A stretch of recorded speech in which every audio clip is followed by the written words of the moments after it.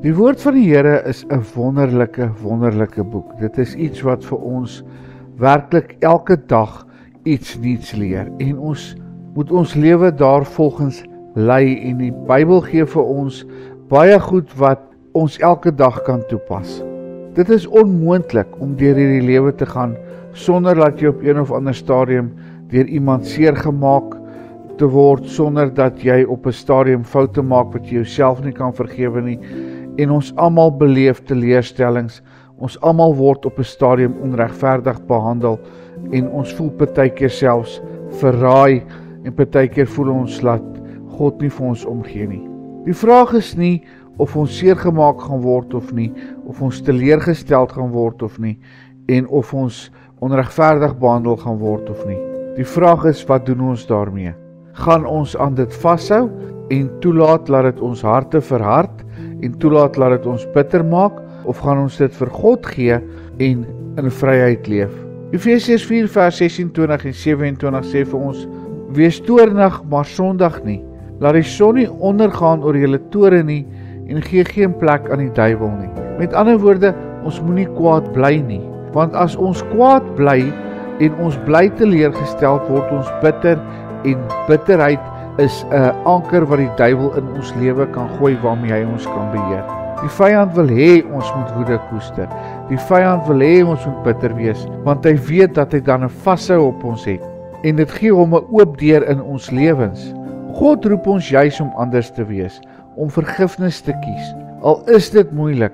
Dit beteken nie ons sê jou seer is nie erg nie. Ons sê nie jy is nie te nagekom nie, maar dit beteken ons laat nie toe dat dit wat ander mense aan jou doen en jou foute wat jy gemaak het, jou lewe beheer nie.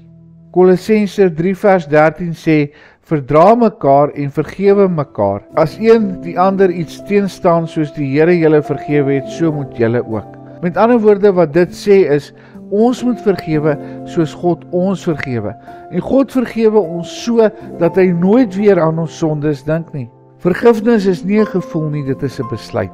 Dit is 'n keuse om te sê, ek weier om 'n gevangene van my verlede te wees. Ek weier om 'n gevangene van bitterheid te wees. Wanneer ons vergewe, maak ons ons harte oop vir God se genesing. Ons los dit in sy hande en hy sal die geregtigheid laat geskied. Die woord van die Here sê ook, wraak kom jou nie toe nie. Ons moet dit vir die Here gee en hy sal die situasie vir ons hanteer. Wil jy regtig hê dat iemand anders se bitterheid, dat iemand anders se dade jou vreugde steel? En dis 'n keuse wat 'n ou moet maak en dit is 'n moeilike keuse. Wil jy regtig 'n las dra wat nie joune is nie? Gee daai las vir God. God het 'n wonderlike plan vir jou lewe en jy kan dit mis as jy weier om dinge te los. Matteus 6 vers 14, want as julle die mense hulle misdade vergewe, sal julle hemelse Vader ook julle vergewe. Ons het regtig nodig om met 'n nuwe hart gevul te wees, om God se hart te verstaan. Ons moet ons harde harte verruil vir een wat gevul is met die vrede en die vryheid wat in Christus is. Hemelse Vader, ons sê vir U dankie dat U ons God en ons koning is en dat U woord vir ons riglyne gee om werklik in vryheid te leef. Here, vandag kies ons om nie langer 'n las te dra wat ons bitter maak nie.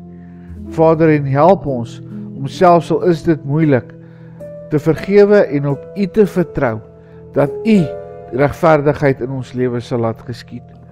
Here, en maak ons nou kalm en rustig en ons eer en verheerlik U naam. Amen.